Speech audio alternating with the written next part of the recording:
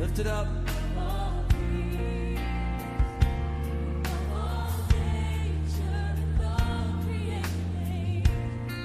With all wisdom. Merci beaucoup de nous retrouver sur cette chaîne pour une série d'émissions encore en ce mois de septembre. Ce mois de septembre qui ouvre la voie au dernier semestre de cette année. Nous vous savons nombreux à l'écoute de cette chaîne. Comment surmonter les difficultés de la vie? Voilà, comment surmonter les difficultés de la vie. C'est ça le thème que Dieu nous a inspiré. Pour vous qui nous suivez nombreux, nous allons examiner ce thème, les difficultés de la vie, à ce temps de la fin, dans tous les domaines, dans les domaines spirituels, dans les domaines matériels, dans les domaines sociaux, les difficultés de la vie. Nous allons trouver des réponses selon la révélation de Dieu.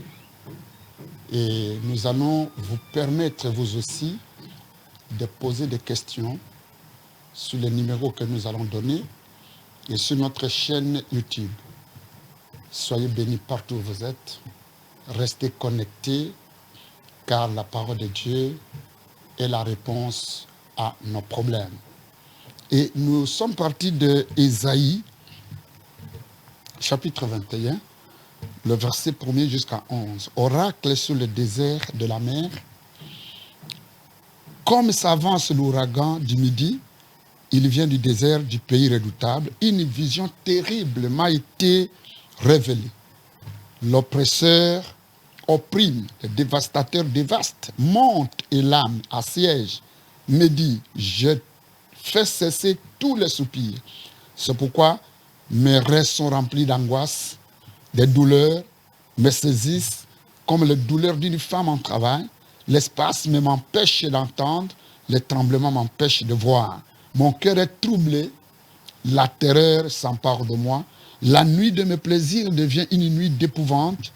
On dresse la table, la garde-veille, on mange, on boit debout. Prince, oigneux, le bouclier.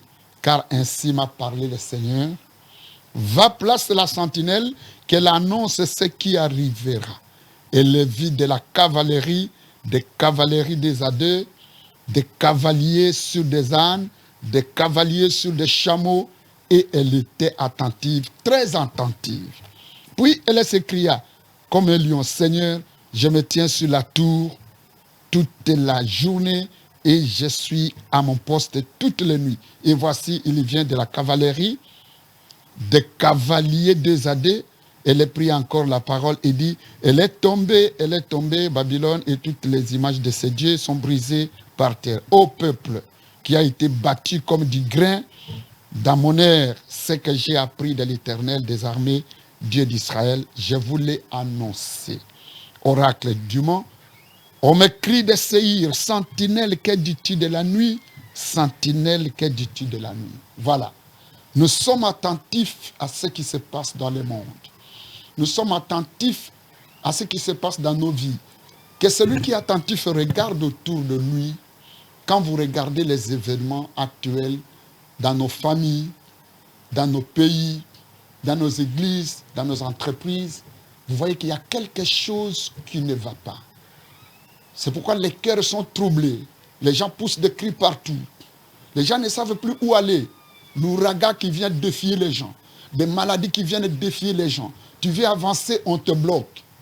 Comment surmonter les difficultés de la vie? Et comme sentinelle, nous sommes attentifs à ces choses. Nous prions. Ici, Ésaïe, la prophétie d'Ésaïe dit, mes nuits, je ne dors plus la nuit. Il y en a qui piquent des AVC. Il y en a qui ne savent plus à qui se confier. Où allons-nous finalement? Voilà les scénarios ou la scène à laquelle nous sommes conviés de vivre chaque jour. Que faire devant ce trouble, devant ces incertitudes? Comment les surmonter? Voilà. Et ici, dans 2 Timothée, chapitre 3, verset 1 jusqu'à 14, l'apôtre Paul explique à son fils Timothée, spirituel, au temps de la fin, vers le temps de la fin, il y aura des moments difficiles. Il y aura des moments terribles. Un, les enfants seront rebelles à leurs parents. Les gens aimeront l'argent. Les gens seront malhonnêtes, hypocrites. Il y aura des problèmes partout. Même ceux qui diront qu'ils prient Dieu, ils vont chercher la forme, mais ils vont renier le fond. C'est ça la vie à ce temps de la fin. À qui c'est confié? Tout le monde est comme tout le monde. Trouver un homme, l'amour sincère, difficile, sur le plan social, sur le plan économique, sur les rapports des nations, sur les rapports dans les églises et dans des familles. Chacun aura pour ennemi, comme dit Michée, dans Michée 7, les gens de sa maison. Les ennemis, ce sont ceux qui se promènent avec lui. Celui à qui je me confie, c'est celui-là qui me trahit. Comment surmonter ces difficultés? Soyez attentifs à ce qui se passe autour de vous. Les événements qui secouent le monde à ce temps, qui sont des défis, qui défient le monde, qui défient l'Église, qui défient les nations, ne devraient pas nous laisser dans la distraction. Chacun devrait être attentif, comme nous le sommes, et essayer de trouver des explications. Soyez également attentifs à ce message. C'est pour cela que, comme ce défi-là touche tous les secteurs de la vie, nous allons parler par étapes. Et je commence par les commencements.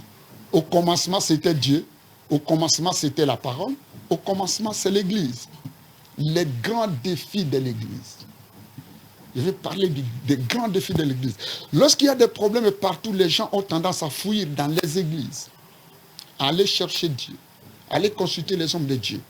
Malheureusement, l'Église elle-même est confrontée à des défis. Et les gens se retrouvent encore bloqués. Oh, mais j'ai quitté le monde, j'ai des problèmes. J'arrive à l'Église, c'est la même chose. C'est même plus que dans le monde. Et parmi les défis de l'Église, il y a des défis d'ordre social, des défis d'ordre matériel, mais je prends les défis d'ordre spirituel.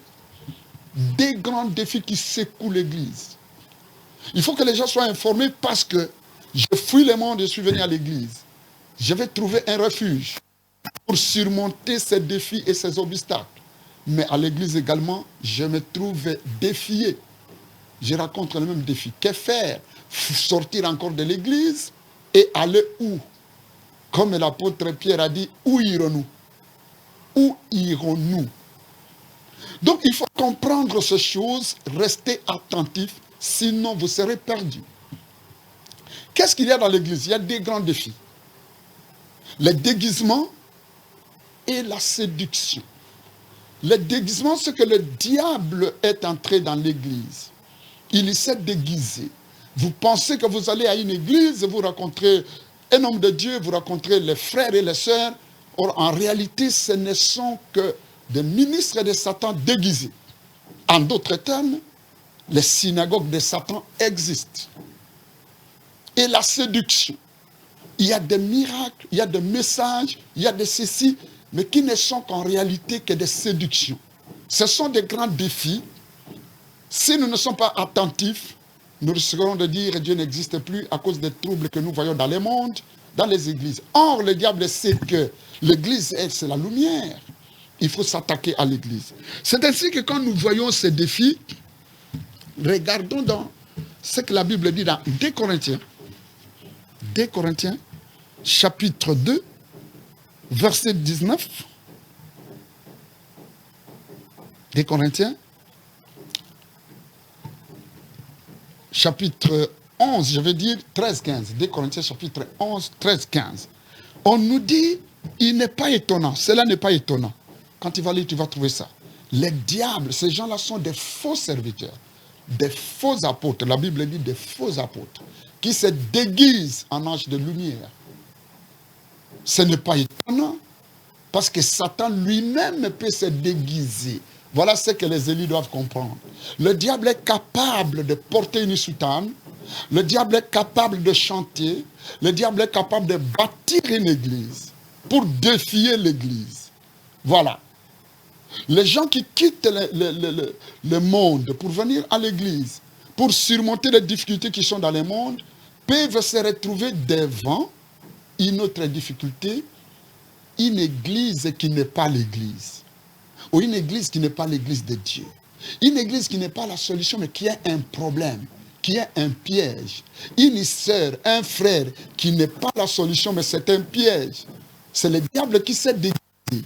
Et la Bible dit, leur fin sera selon leurs œuvres. Ces églises-là se termineront selon leurs œuvres. Ces faux serviteurs-là, ces faux fidèles-là, ils existent. Même au temps de Jésus, Jésus a dénoncé en disant, malheur à vous, vous n'entrez pas vous-même et vous avez bloqué la porte d'entrée aux autres. Donc il y a les déguisements, les serviteurs de Satan qui ont pour mission bloquer les enfants de Dieu. Et ils sont en train de défier l'Éternel. Ils portent le nom de Jésus tout en étant serviteurs de Satan. Ils portent le nom des serviteurs de Dieu, mais en réalité, ce ne sont que des serviteurs de Satan qui se déguisent en anges de lumière.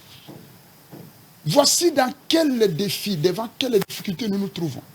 Et il y a beaucoup d'enfants de Dieu, d'élus qui sont à la recherche de là où prier, de là où chercher la destinée, mais qui se retrouvent entre les mains de ce que Jésus lui-même a appelé les brigands dans Jean 10 et des mercenaires.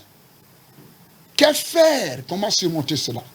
Donc il faut être attentif et suivre ce que nous disons. Cela doit exister. Cela doit venir parce que Jésus a prophétisé. Ça ne doit être qu'ainsi. Il dit, je vous ai averti avant que ces choses n'arrivent.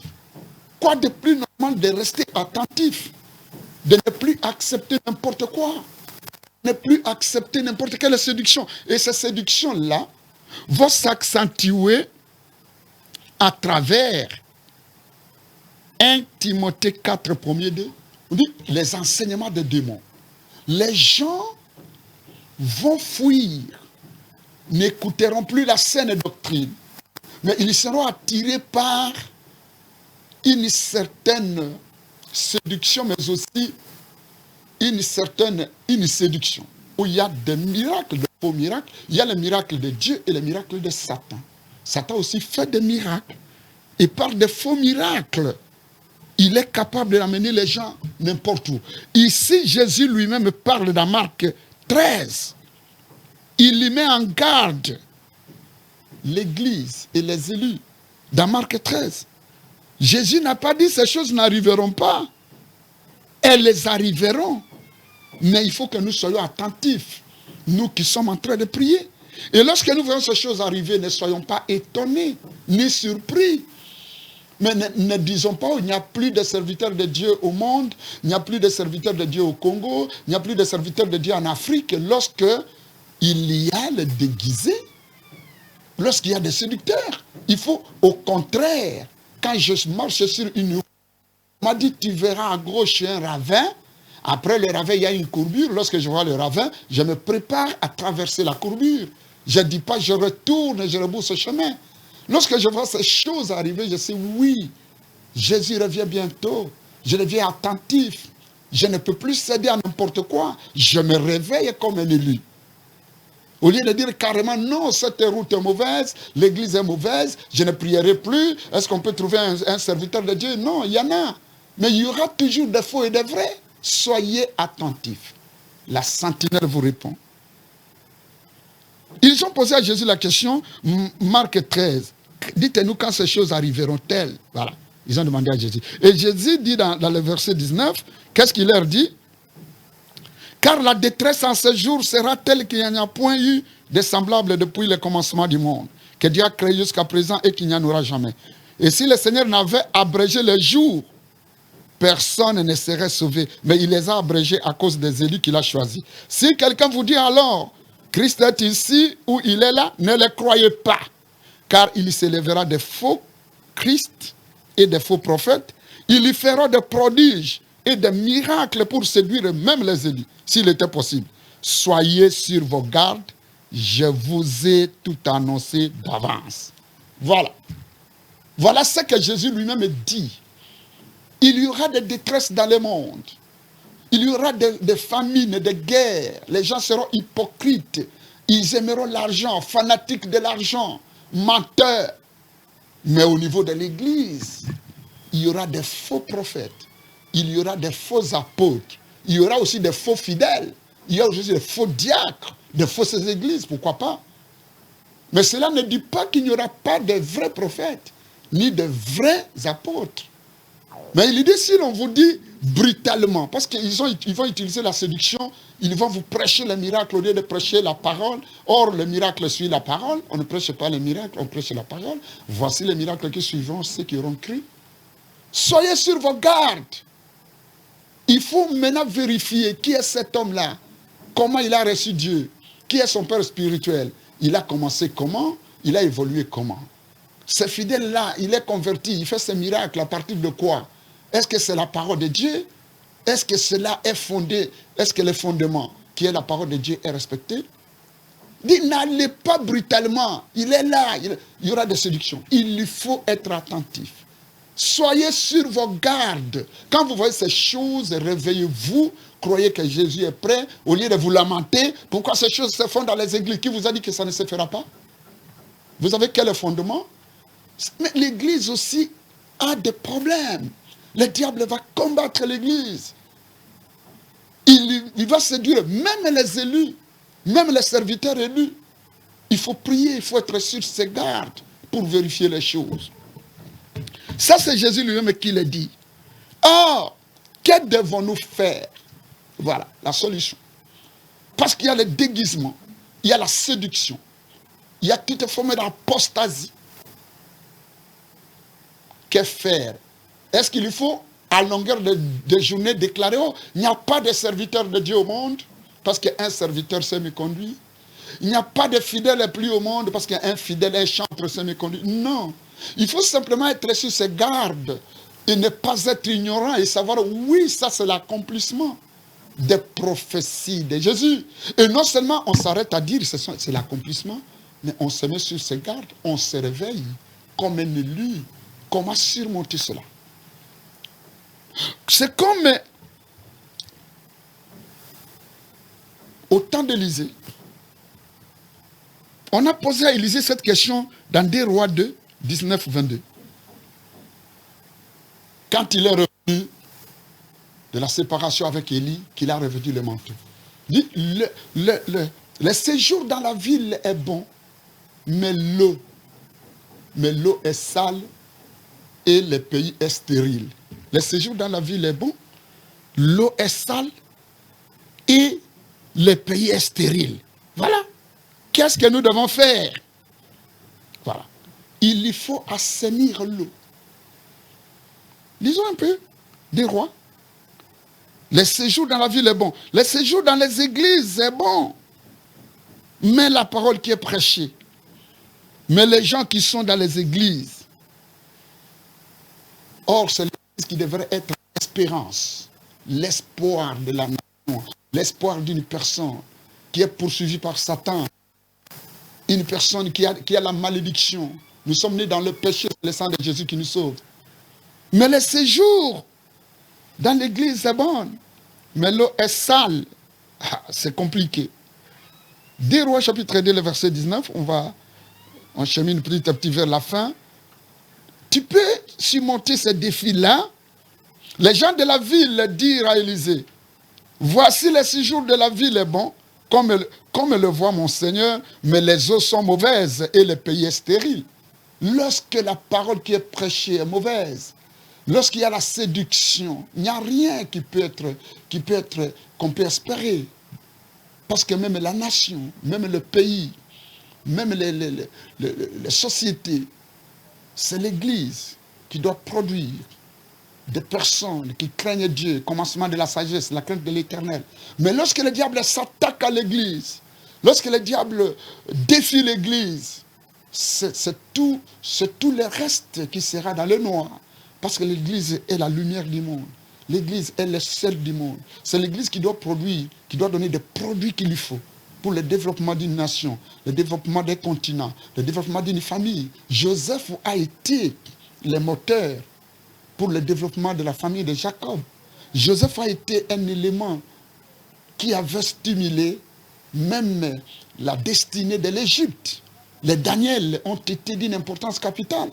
Mais lorsque les élus, là on trouve les élus, l'usine elle-même est polluée. L'eau est polluée. Le séjour dans l'église est bon, ça va. Faites une grande église, soyez dans une grande église, mais l'eau, la parole qui est prêchée là-bas, les eaux sont mauvaises. La parole est mauvaise. La parole, ce n'est plus la vision. Ce n'est pas la mission de sauver les âmes, c'est autre chose. Que faire? Élisée ne leur dit pas de quitter la ville. Le verset 20. Il lui dit, apportez-moi un plan neuf et mettez-y du sel. Et ils le lui apportèrent. Il alla vers la source des eaux. Il y jeta du sel et dit, ainsi par l'Éternel, j'assainis ces eaux. Et il n'en proviendra plus ni mort ni stérilité. Parole de l'Éternel. Maintenant, nous sommes à une étape où il faut assainir, même notre foi. Assainir tout ce que nous faisons. Plus de désordre, l'eau est sale. Le diable a mis de la saleté dans l'église. Il a mis la saleté, les mauvais serviteurs. Il a mis ses propres serviteurs pour défier l'église. Il a mis aussi sa parole et ses miracles. Voilà ce que le diable a fait. Et maintenant l'église est polluée. Que faisons-nous? Nous n'allons pas détruire l'église, mais nous devons assainir. C'est-à-dire, il faut un plan neuf. Le plan neuf, les cœurs nouveaux. Les cœurs nouveaux. Mettre du sel. Les sels. La Bible nous parle des sels, des bonnes personnes, une bonne parole pour donner, pour impacter la nourriture. La nourriture a besoin du sel. Matthieu 5, on parle de sel.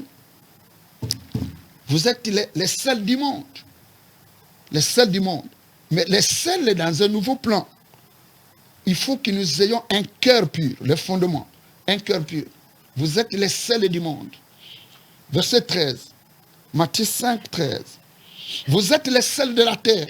Mais si le sel perd sa valeur, avec quoi la lui rendra-t-on? Il ne sert plus qu'à être jeté dehors et foulé aux pieds par les hommes. Vous êtes la lumière du monde. Une ville est située sur une montagne, ne peut être cachée. Maintenant, nous devons rester, nous devons chercher le sel. Nous devons rester le sel, la lumière du monde. Nos actes doivent refléter la lumière. Nous devons impacter. Nous devons relever ces défis. Même s'il y a de mauvais, mais nous allons démontrer au monde que nous sommes des élus de Dieu. Nous allons marcher dans la sagesse de Dieu, dans la crainte de Dieu. Et toi aussi qui suis, tu dois être attentif. C'est le temps où il faut tout vérifier. N'acceptez rien au hasard. Même un miracle, même une église, même un titre comme ça, n'acceptez rien au hasard. Il faut vérifier. Ça, il vient d'où? Il fait comment? Est-ce qu'il y a un fondement? Il faut mettre maintenant, nous devons jeter du sel dans l'eau, dans un nouveau plan. Et le plan là, c'est le nouveau cœur. 2 Timothée 2, 19, 26. Les fondements. 2 Timothée 2, 19, 26.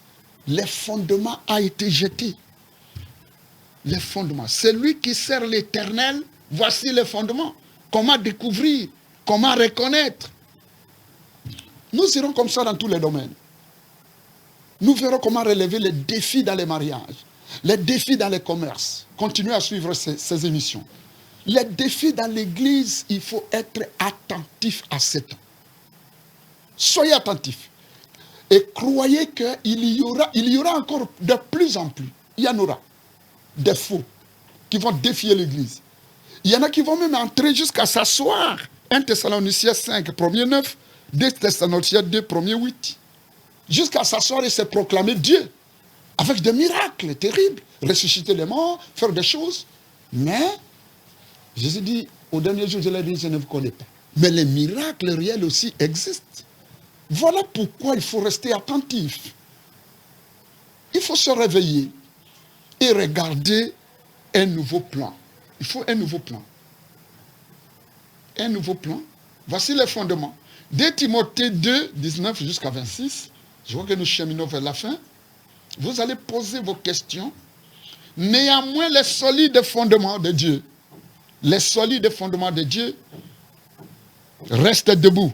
Il faut que les solides fondements soient debout parce que le fondement est renversé. Psaume 11, 3, 4. Quand les fondements sont renversés, que fera le juste? Quand le fondement de l'église bouge, quand le fondement d'une société, il ne faut pas fuir. Les gens n'ont pas fui, ils ont demandé à Élisée. Élisée a dit, mettons du sel dans un nouveau plan. Il faut un nouveau plan. Il faut des personnes craignant Dieu. Il faut un nouveau leadership. Il faut un nouveau réveil spirituel. Parce que nous sommes au temps de la fin. Néanmoins, les solides fondements de Dieu restent debout avec ses paroles qui lui servent de sceaux. Le Seigneur connaît ceux qui lui appartiennent. Et quiconque prononce le nom du Seigneur, qu'il s'éloigne de l'iniquité. Voilà. Dans une grande maison, il n'y a pas seulement des vases d'or et d'argent, mais il y en a aussi de bois et de verre et de terre. Les uns sont pour des vases d'honneur, les autres sont d'un usage vil. Si donc quelqu'un se conserve pur, en s'abstenant de ces choses, il sera un vase d'honneur sanctifié, utile à sommettre, propre à toute bonne œuvre. Fuis les passions de la jeunesse. Recherche la justice, la foi, la paix avec ceux qui invoquent le Seigneur d'un cœur pur. Ceux qui invoquent le Seigneur d'un cœur pur. Voilà. Parce qu'il y en a qui n'invoquent pas le Seigneur d'un cœur pur. Nous devons revenir au fondement. C'est lui qui sert Dieu, le fondement solide, qui lui s'éloigne du mal. C'est ça, un nouveau plan. Et ce n'est pas dans des discussions futiles. Un homme de Dieu doit reverser avec sagesse. Une servante de Dieu dans les actions avec sagesse. Voilà, bien-aimés dans le Seigneur, nous n'allons pas... L'Église a des défis d'ordre spirituel. Il y a les mauvais esprits qui sont venus dans l'Église et qui viendront davantage, qu'on appelle les déguisements. Les faux, les sorciers, les magiciens vont aussi créer leurs églises. Ils peuvent prononcer le nom de Jésus, mais pas le vrai Jésus. Ils ont un autre Jésus, comme ça. Ne fouillons pas, soyons attentifs à tous ces événements et réveillons-nous comme des élus de Dieu pour que nous puissions assainir. Il faut un nouveau réveil.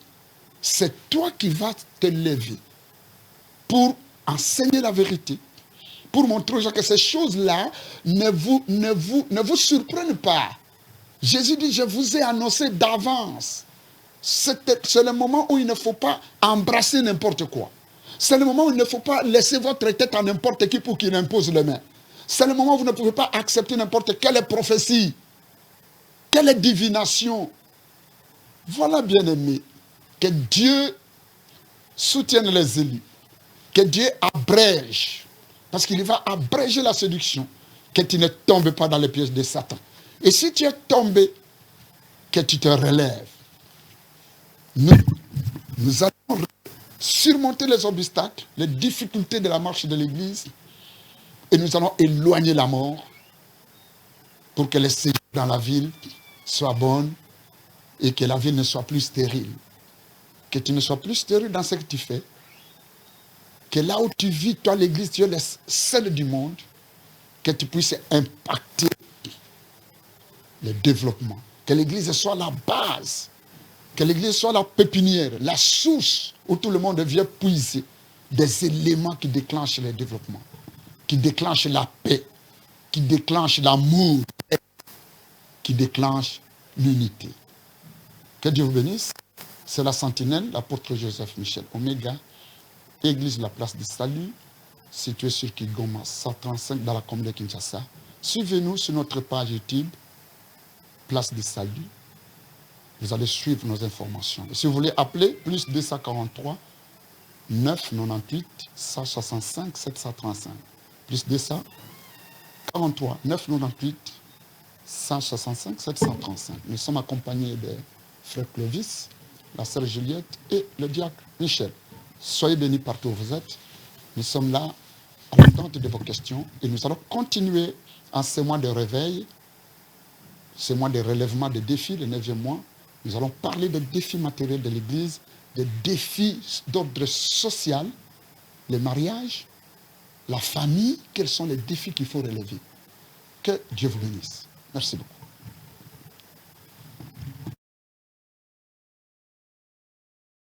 of all powers, lift it up.